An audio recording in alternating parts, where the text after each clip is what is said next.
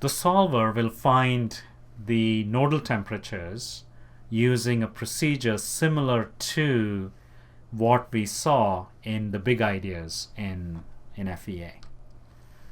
So it'll go from the boundary value problem to a system of algebraic equations in the nodal temperatures. And it'll do that using the piecewise polynomial approximation for t that I just talked about. And each algebraic equation will relate a nodal temperature to its neighbors. For instance, if I consider this particular node, when the solver derives the algebraic equation for that node, it'll relate this node to its, the nodal temperature. Let's say if this is 3, it'll relate T3 to the neighboring temperature values. And to see which temperatures will be related, we can use a principle that I discussed in the big ideas. So you look at all the elements that are attached to that particular node. So we have 4 elements attached to that node. And then you pick out all the nodes that are attached to each of those elements. So this element is attached to these 4 nodes. This element is attached to these 4 nodes. And then you have these nodes coming in and these nodes.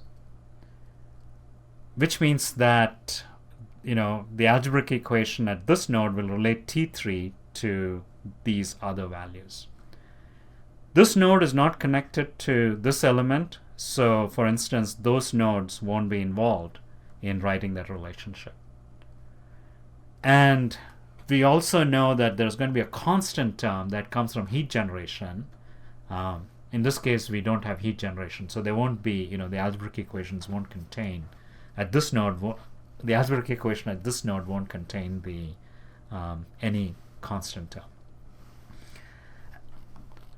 And once the solver generates those algebraic equations, in fact, it will, it thinks of it in the matrix form. The temperature vector, for instance, in this case will be, you have 16 temperature values. So this will be a vector with 16 rows in one column. The stiffness matrix will be a 16 by 16 matrix, and so on. And similarly, you can think about what's the dimension of Q. And it will invert that, so that's a matrix inversion problem, and determine the nodal temperatures. So you'll have the 16 nodal temperatures, and everything else is calculated from those nodal temperatures through post-processing. So for instance, you can find the temperature at any location through the interpolation from the nodal temperatures, and then you differentiate that, you can get the heat flux. And the heart of the method is going from the differential equations to a system of algebraic equations. Let's think about how the process that we discussed in the big ideas in FEA gets extended to this to the 2D case.